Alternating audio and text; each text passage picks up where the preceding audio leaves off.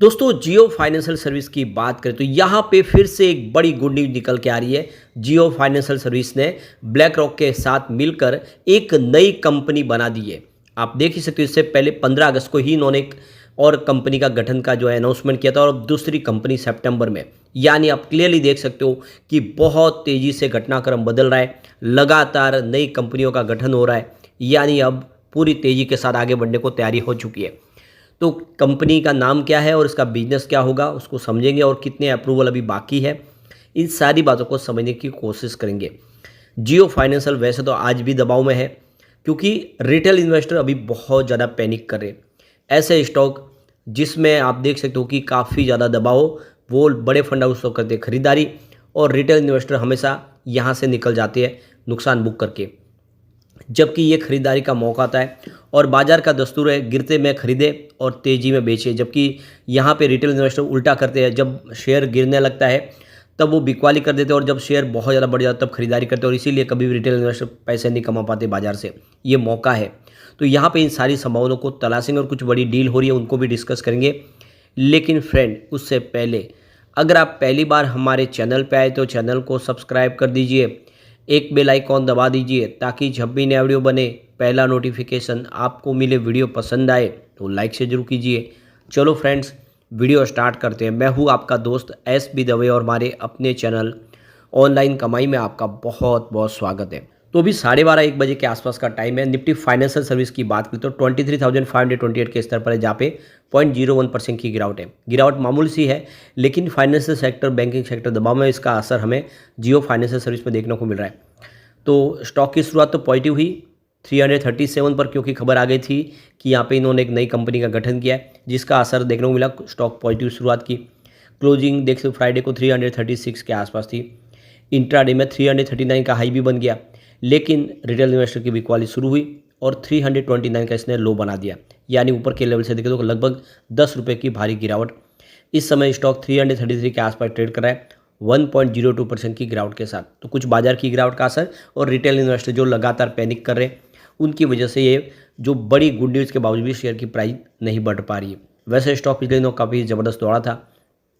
आप देख ही सकते हो कि 30 अगस्त को स्टॉक 321 के आसपास था। वो 321 का जो स्टॉक है, सिर्फ 2 ट्रेडिंग सेशन में तेज़ी की वजह से 355 तक चला गया 3 सितंबर को। तो काफ़ी बेहतर प्रदर्शन किया। उसके बाद में अगर आप देखें तो पिछले 4 ट्रेडिंग सेशन से इसमें गिरावट ही हो रही है, और वो 355 के आसपास जो स्टॉक था फिर से 333 तक आ गया है। तो कुल मिला के देख सकते हो कि इसमें तेज़ी तो बनी थी, लेकिन ऊपर के लेवल से बिकवाली शुरू हो गई।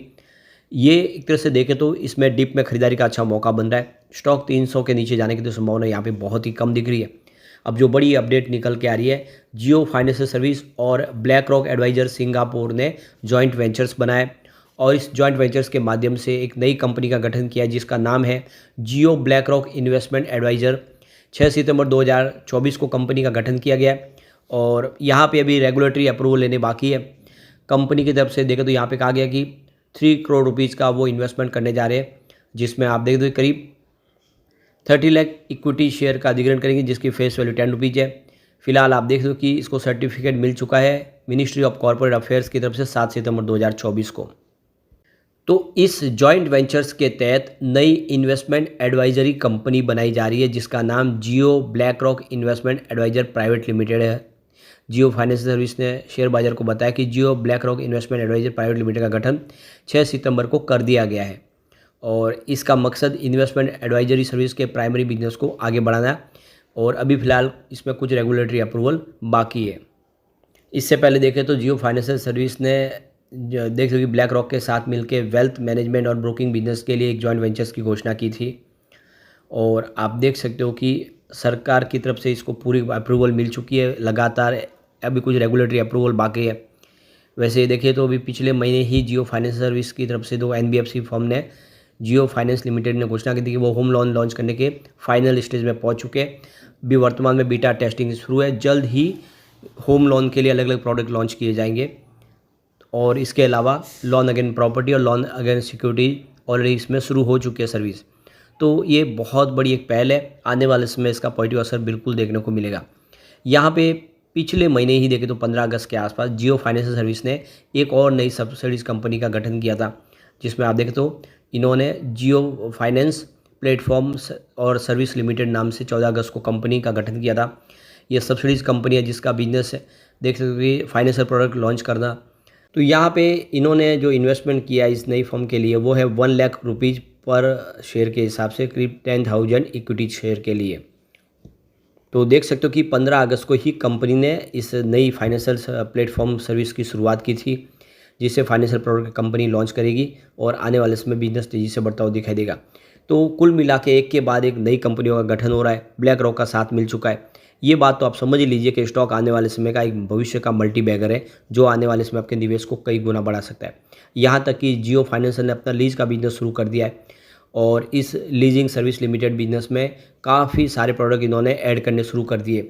तो देख सकते हो कि कंपनी की तरफ से जो उन्होंने अपनी वेबसाइट पे जानकारी दी उसमें जियो लीज सर्विस लिमिटेड का अगर बिजनेस देखें तो वो DAS सॉल्यूशन प्रोवाइड करे, जिसमें एयर फाइबर, इसके अलावा देखें तो बहुत सारे telephone equipment, laptop, ship lease business, यहाँ तक कि सोलर पैनल्स, EV बैटरीज और IT इक्विपमेंट भी अब लीज पे देंगे। यानी कंपनी अब बड़े बड़े कॉर्पोरेट हाउस को EV बैटरीज वगैरह लीज पे देगी और ये नए ज़माने का जो बिज़नेस है इनके लिए हर महीने रिवेन्यू अर्न करके देगा। तो काफ़ी ज़बरदस्त मॉडल है ये, जो आने वाले समय काफ़ी शानदार तरीके से इनके बिजनेस में वृद्धि दिखाता हुआ हमें दिखाई देगा। तो कुल मिला के ये जो फैसले किए जा रहे हैं बहुत ही शानदार है। ऐसे में लॉन्ग टर्म इन्वेस्टर के लिए अच्छा मौका है कि जियो फाइनेंशियल में निवेश कर ले, इस गिरावट का फ़ायदा उठा ले। और जो डील हो रही है आज वो भी वही इशारा करिए, सुबह 9:15 पर 338 की प्राइस से 1,26,000 शेयरों की एक शानदार खरीदारी हुई। तो फिर 9:31 पर 331 की प्राइस से 2,21,000 शेयरों की एक बिकवाली हुई।